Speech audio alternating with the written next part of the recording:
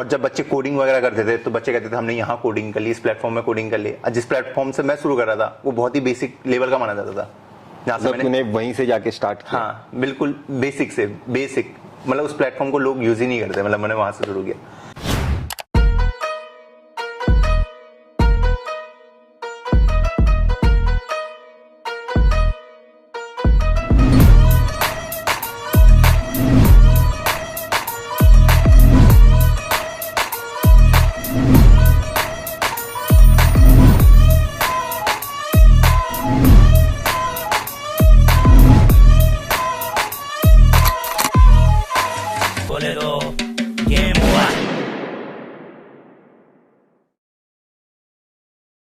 Hi everyone, आज मेरे साथ रोहित है जिसे मैं 6 महीने पहले ऑनलाइन मिला था और हमने एक वीडियो भी बनाया था असल जिंदगी मेरी चैनल पे। तो रोहित को सभी लोग मेरे हिसाब से जानते होंगे। रोहित ने 2 करोड़ का पैकेज ग्रैब किया है, IIT गुवाहाटी से उन्होंने एमटेक किया है और उनका एक यूट्यूब चैनल भी है। अभी कितने सब्सक्राइबर्स हो चुके हैं? 61K। 61 कितने महीने में हुए? 6 महीने हुए। 6 महीने हुए? हाँ। ठीक है, तो उसने 6 महीने में 60K की है और मेरे हिसाब से वो बहुत फास्ट ग्रो कर रहा है यूट्यूब पे।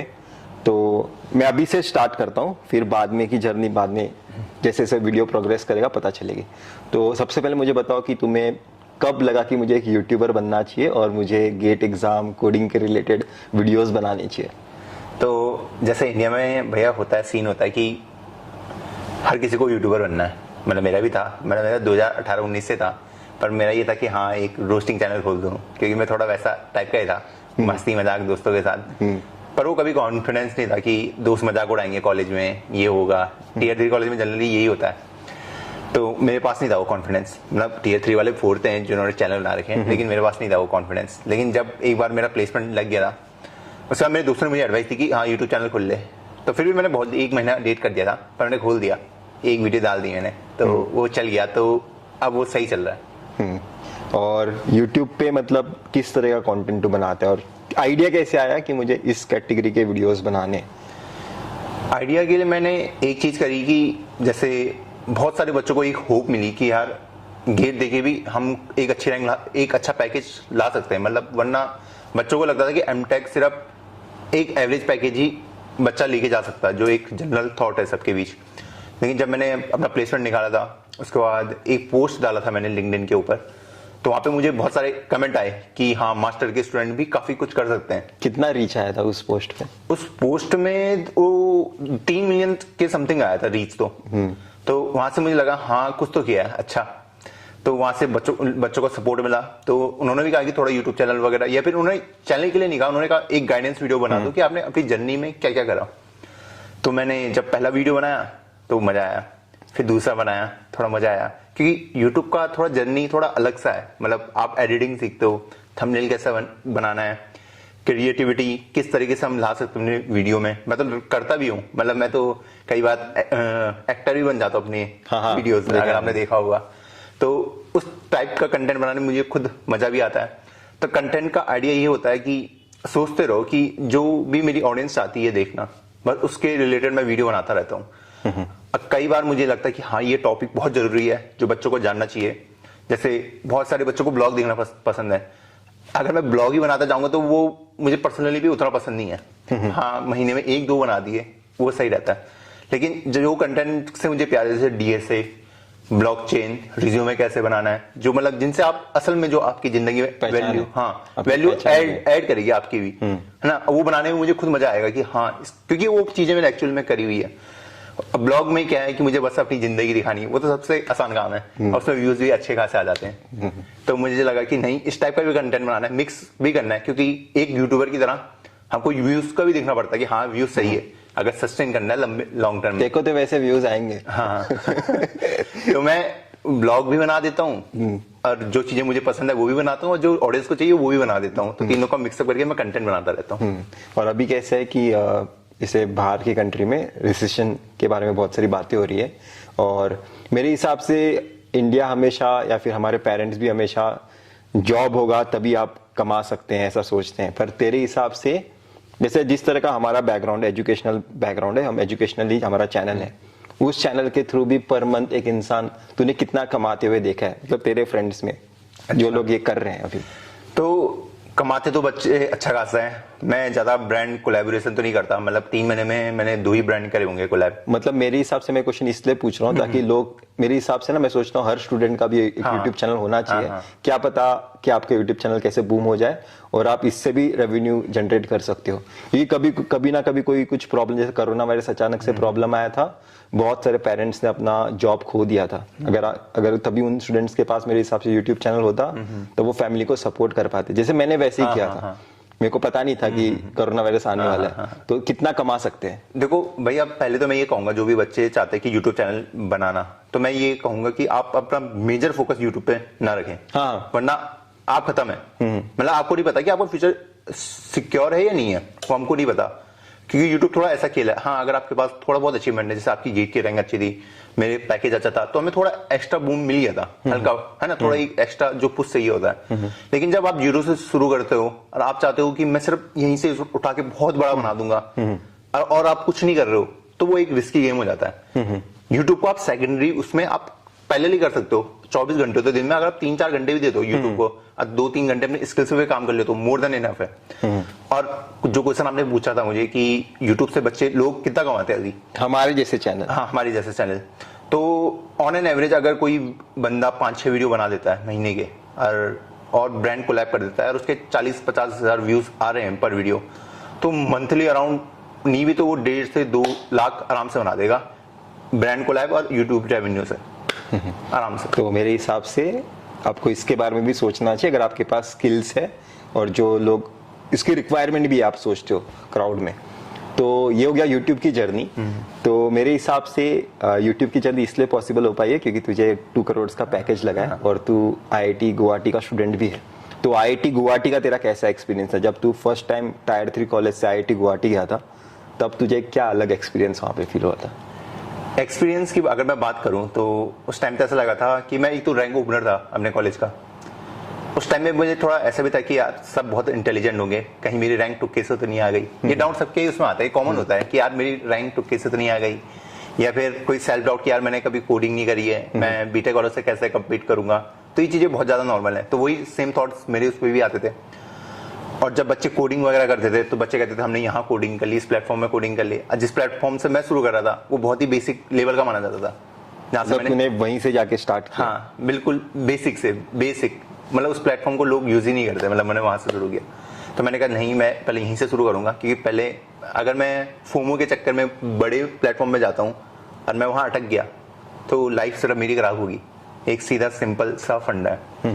तो मैंने कहा पहले मैं अपने बेसिक क्लियर करूंगा। तो वहां से मैं वो सीढ़ी चढ़ता गया, अपना लेवल बढ़ाता गया और सारे क्वेश्चन मैंने अच्छे खासे कर लिए। कितना टाइम लग सकता है अगर कोई जीरो से कोडिंग स्टार्ट करेगा और वो एमटेक 2 साल का है, तो उसे कितना टाइम लग सकता है कोडिंग में एक अच्छे लेवल पे आने के लिए? देखो बहुत सारे जो व्यूअर हैं वो अदर ब्रांचेस से भी होंगे, तो मैं उनके पर्सपेक्टिव से भी ये चीज बताऊंगा। गेट कंप्यूटर साइंस ऐसा है कि गेट कंप्यूटर साइंस छोड़ो, जो कंप्यूटर साइंस है वो ऐसा सब्जेक्ट नहीं कि बहुत बड़ा है। अगर आपके पास थोड़ा लॉजिकल दिमाग है और आप कोडिंग शुरू कर देते हैं तो इनिशियल में आपको 3 महीने लगेंगे, 2 या 3 महीने की एक लैंग्वेज सीख लिया आपने, डीएस से शुरू करा तो आपको थोड़ा बेस क्लियर हो जाएगा।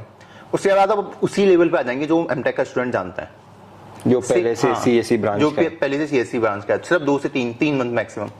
उसके बाद वो आपकी मेहनत पे डिपेंड करता है, आपके एफर्ट पे डिपेंड करता है, क्योंकि हमारे पास 1.5 साल का टाइम है। अब नेक्स्ट 6 महीने तो वही रहता है मस्ती वाला, तो 1.5 साल में आपको मेहनत करनी है। अगर आप 1.5 साल अगर मेहनत कर देते हो अच्छी खासी, तो मुझे लगता है कि 20-25 लाख का पैकेज इजीली पॉसिबल है। उसमें आप बहुत कुछ सीख जाओगे, कोडिंग कैसे करनी है, आपको कोर सब्जेक्ट के नॉलेज हो जाएगी। मैं ये नहीं कह रहा कि आपको जो ऑपरेटिंग सिस्टम है, कंप्यूटर नेटवर्क है, वो पूरा डेप्थ में पढ़ना है। हमें स्मार्ट वर्क भी करना है, जो अदर ब्रांचेस के बच्चे, उन्हें क्यों पढ़ना है? उन्हें अगर बेसिक चीजें, अगर उन्हें आइडिया है कि ये एक चीज क्या होती है, कभी भी कोई कंपनी आती है तो वो आपको कुछ अलग से हटके नहीं पूछेगी, वो हमेशा आपको बेसिक क्वेश्चन पूछेगी। वो चेक करेगी कि हमारे इस बच्चे के बेसिक क्लियर है या नहीं है।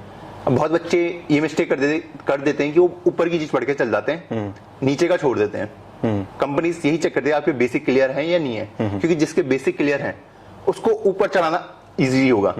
और जो ऊपर जगह प्रॉब्लम हुआ तो नीचे का उस बेसिक्स के कारण सॉल्व कर सकते हैं। यस, तो वही चीजें बच्चों को ध्यान देनी है कि 1.5 साल में आराम से हो जाएगा अगर आप कोडिंग अच्छी खासी करते हो, अगर अदर ब्रांचेस के भी हो। और एक मेरे हिसाब से डाउट है, जो मेरे हिसाब से तूने भी फेस किया होगा जब भी तू एमटेक करने जा रहा है। बीटेक को ही हाईएस्ट पैकेज लगता है, एमटेक वालों को तो नहीं लग सकता, या फिर मैक्सिमम कंपनीज बीटेक्स को ही लेके जाती है। ये बहुत सारे लोग का डाउट है और शायद से कोरा पे तो भरे पड़े हैं ऐसे आंसर्स, तो उस पे कुछ बता। देखो भैया, देखो सिंपल फंडा ये है कि जो इंटरनेशनल एमएनसी है, मतलब बाहर की जो एमएनसीज है, वो ऐसा डिस्क्रिमिनेट कभी नहीं करेंगे। इंडियन करती है, इंडियन कंपनी करती है कि हाँ ये एमटेक का, ये बीटेक का। मैं ये नहीं कहूंगा कि इसको मैं नकार दूंगा, लेकिन जो बाहर की कंपनी है, जो माइक्रोसॉफ्ट हो गई, उबर हो गई, गूगल हो गई, जो बड़ी बड़ी कंपनी है, अमेजोन, ये नहीं करती। इनको चाहिए कि अगर ये बंदा टैलेंटेड है, उसको कोई मतलब नहीं है कि इस बंदे का सीजीपीए कितना है, कौन कितना है, उसको लेगी। हाँ, माइक्रोसॉफ्ट का थोड़ा है सीजीपीए का क्राइटेरिया, लेकिन अगर आप उबर की बात करो, गूगल की बात करो, ये सीजीपीए भी नहीं देखते। इनको बस जो मैं क्वेश्चन तुम्हें पूछ रहा हूँ, अगर तुम कर दे रहे हो, जो मैं चाहिए बस वो तुम्हें आना चाहिए। बाकी तुम्हारी कोई भी ब्रांच हो, तुम्हारा बैकग्राउंड कुछ हो, तुम्हारी 10 बैकें आई हो पिछले कभी अपनी जिंदगी में, उन्हें किसी चीज से मतलब नहीं है। तो वही मैं बता रहा हूँ कि आप आसानी से पा सकते हो इंटरनेशनल पैकेज अगर आप चाहो, क्योंकि हाँ यूएस जाना थोड़ा मुश्किल है, लेकिन अगर आप जापान, यूरोप अगर टारगेट करते हो, वहां जाना कंपेरेटिवली बहुत ईजी है, तो वहां आप इजीली टारगेट कर सकते हैं। बस मेरे हिसाब से रिटर्न टेस्ट, हाँ मैं तुम अगर मेरे हिसाब से लोगों को ये नहीं पता है कि मैक्सिमम लोग जो रिटर्न टेस्ट क्रैक करते हैं वो बीटेक्स होते हैं शायद से, इसलिए लोगों को लगता है कि शायद से बीटेक को ही प्रीफर किया जा रहा है। पर अगर आप रिटर्न टेस्ट क्रैक करते हो तो आपको भी प्रीफर किया जाएगा। क्या एक्चुअली क्या है कि कोरोना वायरस के टाइम बीटेक का क्राउड बहुत बड़ा होने के कारण उन्होंने बहुत अच्छी तरीके से कॉपी भी किया है। मैं अभी बोल पा रहा हूँ ये, क्योंकि मैं पास आउट हो चुका हूँ। तो एमटेक्स वाले वो बाईपास नहीं कर पा रहे थे रिटर्न टेस्ट, तो वहां पे वो प्रॉब्लम हुआ था थोड़ा। और ये भी मुझे पूछना है कि तूने तो ये बता दिया कि तेरी क्या सोच थी जब तू आईआईटी गुवाहाटी में गया, और मैं तेरी ऐसा भी वर्ड बोल सकता हूँ क्योंकि मैं दोस्त भी हूँ इसका बिहाइंड द स्क्रीन, तो हम लोग साथ ही में रहते भी है बहुत टाइम, तो इसलिए मैं कंट्रोल नहीं कर पा रहा हूँ। तो मेरे को ये जानना है कि जब तू गेट एग्जाम की प्रिपरेशन कर रहा था, तब तू सोच लिया था कि मुझे आईआईटी में ही जाना है, या फिर तेरा कौन सा रैंक लाने का तेरा टारगेट था, दिमाग में क्या चलता था, क्योंकि तू टायर 3 कॉलेज का स्टूडेंट है। देखो भैया, जब भी कोई बच्चा गेट एग्जाम देता है तो उसका पहला टारगेट ये रहता है कि उसे जॉब मिल जाए जल्दी से। ये सच्चाई है, मतलब मैक्सिमम, मतलब होता है 70-80% बच्चों के साथ कि मुझे पीएसयू में जॉब मिल जाए, 14-15 लाख की, मैं वहीं से निकल लूं। ये सबका थॉट होता है। तो मेरा भी सेम वही था कि क्योंकि गेट मुझे इसलिए देना था, मुझे जॉब चाहिए थी, मेरा सिंपल सा वो था। और मैक्सिमम बच्चों को भी वही होता है। तो मेरी रैंक आई न्यूज लाइक कि मुझे पीएसयू मिल जाए कंप्यूटर साइंस में। 202 मेरी रैंक थी, उससे मुझे कोई भी पीएसयू तो मिलता नहीं। तो उसके बाद एक ही ऑप्शन बचा था आईआईटी से एमटेक करने का, तो मैं आईआईटी आ गया। नहीं, पर गेट के टाइम तू फॉर श्योर पीएसयूज की तरफ ही इंक्लाइन था। नहीं, ऐसा भी नहीं था कि मैं स्विच होता रहता दिमाग, कभी कि मैं पीएसयू जाऊं या फिर कभी आईआईटी जाऊं, मतलब इन स्विच होता रहता था इन चीजों में। कितने मंथ की प्रिपरेशन की थी? मैंने 6 महीने करा था प्रिपेयर। मतलब बहुत लोगों को लगता है कि ये बंदा झूठ बोल रहा है कि 6 महीने में नहीं हो सकता। एक एवरेज बच्चा भी ना, मैं अदर ब्रांचेस की बात नहीं कर रहा, लेकिन कंप्यूटर साइंस बहुत ही छोटा सिलेबस है। ऐसा नहीं है कि तुम्हें बहुत बड़ा करना है, वहां रटने वाला कुछ सिस्टम ही नहीं है। अगर आप ईसी में हो तो आपको वो सर्किट वगैरह वो आपको याद करने पड़ेंगे, तभी लॉजिक बन जो भी होगा उसका। लेकिन सीएस में ऐसा नहीं है, अगर कुछ चीज हो रही है तो उसके पीछे लॉजिक है कि ऐसा होगा तो ऐसा होगा, सिंपल लॉजिक है। ओके, वहां कुछ ऐसा कॉम्प्लेक्स चीजें नहीं है। तो इसलिए वो 6 महीने में इजीली पॉसिबल है, आप आराम से क्वेश्चन कर सकते हो। जो AIR1, AIR2 ये बच्चे 7-8 महीने में सब ले आते हैं, तो वो बहुत बड़ी तोफ नहीं है। वो तो अगर आपने पहले एक्सेप्ट कर ली कि बंदा आगे वाला झूठ बोल रहा है, फिर तो आप पहले पीछे रख चुके हो अपने को, आप पहले खुद को अंडर एस्टिमेट कर चुके हो। क्योंकि बहुत बच्चे करते हैं, क्योंकि मैं भी बहुत स्टोरी पढ़ता था कोरा वगैरह में, तो मैं उनसे मोटिवेट होता था कि जब ये बंदे कर सकते हैं तो मैं क्यों नहीं कर सकता। तो वो बस वही चीज मुझे मोटिवेट करी। और कैसा है कि गेट एग्जाम हर कोई मोटिवेशन के साथ लिखेगा, और ये वीडियो के देखने के बाद वो अपना 100% भी देगा। पर मेरे हिसाब से ट्रुथ तो यही है कि बहुत लोग फेल हो गए, मतलब 15,000 20,000 लोग क्वालिफाई तो हो गए, पर उसमें से सिर्फ मेरे हिसाब से 1000 लोगों को सीट्स मिलेगी अच्छे कॉलेजेस में। तो जो नहीं बना पाए अपना एमटेक में सीट, या फिर उनका गेट एग्जाम से कुछ बेनिफिट नहीं उठा पाए, उन्हें अगर लाइफ में सक्सेसफुल होना है, उन्हें अगर 20 लाख 30 लाख का पैकेज लेना है, तो तेरे हिसाब से क्या करना चाहिए? मेरे हिसाब से या तो पहले उस बच्चे को खुद एनालाइज करना चाहिए कि उसकी रैंक कितनी आई है। उसकी रैंक अगर 2.5, 3, 4 जा रहा है तो उसे लगता है कि मैं 1 साल और ड्रॉप लेके कर सकता हूँ कुछ अच्छा। सीएचसी में तो ऐसा कि 1500 रैंक तक भी हो जाता है। हाँ। बाकी ब्रांचेस का उतना नहीं है, पर सीएचसी में हो जाता है अगर आप चले जाते हो कॉलेज। लेकिन उस बच्चे को एनालाइज करना चाहिए कि अगर मैं अगले साल गेट का एग्जाम देता हूँ तो क्या मैं रैंक ले पाऊंगा। अगर उससे कॉन्फिडेंस है तो ले आएगा। क्योंकि उस बात, क्योंकि उसे नॉलेज तो होती थी, क्योंकि नॉलेज है उसे, तभी उसकी 5000 के अंदर समथिंग रैंक आई होगी। बस उसे अपने बेसिक थोड़े और क्लियर करने हैं, थोड़े और ऑप्टिमाइज करने हैं। अब उन बच्चों की बात करता हूँ कि जो बाहरी है, जो जिनको लगता है कि हो ही नहीं सकता, या फिर उन्होंने 2 बार अटेम्प्ट्स दे दिया है। हाँ, या तो आप ऑफ कैंपस प्लेसमेंट के लिए अप्लाई करो, इंडिया में जाओ, कोडिंग वगैरह करियो, उसके बाद आप ऑफ कैंपस के लिए अप्लाई करो। सेकंड ऑप्शन एमएस अब्रॉड भी आप जा सकते हो अगर आपके फाइनेंशियल कंडीशन अच्छे हैं। अगर आप हैं आपके पास बैकिंग, तो मैं चाहता हूँ कि आप जाओ अब्रॉड, जाओ एमएस करने, कोई दिक्कत नहीं है। वरना ऑफ कैंपस प्लेसमेंट आप ट्राई करते रहो। ऐसा वहाँ ऐसा नहीं है कि वहाँ 0-1 वाला खेल नहीं है। आप अगर मेहनत करोगे वो मेहनत आपके पीछे स्टोर होने वाली है। ऐसा नहीं कि जेई की तरह कि इस साल नहीं हुआ तो कभी नहीं होगा, आप अगले साल भी कर सकते हो। प्लेसमेंट तो पूरे साल ही चलता रहता है, कंपनी में हायरिंग हमेशा चलती रहती है। तो आप बस एफर्ट मारते रहो। तो मैं तेरे हिसाब से ऐसे कौन से प्रोफाइल्स हैं जो तू लोगों को सजेस्ट करना चाहेगा जहाँ पे उन्हें आसानी से जॉब मिल सकता है अगर वो मेहनत करेंगे तो? अब मतलब 3, 4, 5 साल में इंडिया का काफी चेंजेस आएंगे फ्यूचर में, स्पेशली कंप्यूटर साइंस में, जहाँ पे कि स्किल बेस में आपको सीधा जॉब मिलेगी। अभी भी है इंडिया में कि डायरेक्टली स्किल बेस में नहीं मिलता है जब तक आपको एक्सपीरियंस ना हो। अगर आप आज जाते हो मार्केट में, आप कहोगे कि मुझे ब्लॉकचेन आता है, मुझे जॉब दे दो, मैं फ्रेशर हूँ, आपको कोई जॉब नहीं देगा। मतलब रियली कोई कंपनी आपको जॉब देगी। तो उस ट्रांजिशन को लाना भी वो उसमें बड़ी बात है, क्योंकि अगर आप ऑफ कैंपस भी जाओगे तो पहले आपको डीएसए ही करना है। ये आपके सेकेंडरी चीजें होगी जो भी आप प्रोजेक्ट वगैरह करोगे। लेकिन ये 4-5 सालों में ये चीजें बदलेंगी। अगर आप ML, AI या फिर आपने वेब डेवलपमेंट, अगर एक्सपर्टीज आपने हासिल कर ली है तो चीजें चेंज होंगी। और उसके साथ ही फ्रीलांसिंग, उसका भी बहुत बड़ा खेल है। अगर आपको आता है तो आप फ्रीलांसिंग भी कर सकते हो। जो बाहर के क्लाइंट हैं वो आपको डॉलर्स में पे करेंगे। मतलब कि वहाँ आवरली बेस में होता है काम। जैसे आपको $30 दे देगा 1 घंटे काम करने का, कि आप इस प्रोजेक्ट पे बनाओ, आपको बताना है कि आपको कितने आवर लगने वाले हैं। आप बता दोगे चलो मुझे ये वोटिंग का प्रोजेक्ट बनाना है, आप बता दोगे चलो मुझे 30 घंटे लगेंगे इस प्रोजेक्ट को बनाने में। अब वो आप पे है कि आप 30 घंटे कैसे देते हो, 3, 10 दिन तक, 5, 10 दिन तक। अगर आप 30 को $900 आपके ऐसे ही बन गए। $900 अगर आप कन्वर्ट करोगे 70-72 हज़ार ऐसे बन गए आपको। पर ऐसा कॉन्ट्रैक्ट मिलेगा कैसे? ये आपको फाइवर वगैरह से मिल सकते हैं। बहुत सारी साइट्स हैं जहां आपको डायरेक्टली आपको कॉन्ट्रैक्ट मिल जाएंगे। आपकी प्रोफाइल अच्छी होनी चाहिए। आपने आपको दिखाना पड़ेगा कि मैंने प्रीवियस में कुछ प्रोजेक्ट्स बनाए हैं, ताकि उनको पता चले। और ये जो फीस मैं आपको बता रहा हूँ, ये मैं आपको मिनिमम बता रहा हूँ कि ये $30 आसानी से मिल रहे हैं। क्योंकि जो फॉरेन के लोग हैं, जो कि फॉरेन में भी तो होंगे फ्रीलांसर, ठीक है, उनकी फीस होती है $60, $70, $80, क्योंकि वहाँ कॉस्ट ऑफ लिविंग भी बहुत हाई है। यूएसए की बात कर लो, वहाँ $70-80 उतनी वैल्यू नहीं होगी। लेकिन अगर इंडिया का बंदा वही काम $30 में कर दे रहा है तो वो क्लाइंट इंडिया वाले के पास आएगा ना, यूएस वाले के पास कुछ आएगा।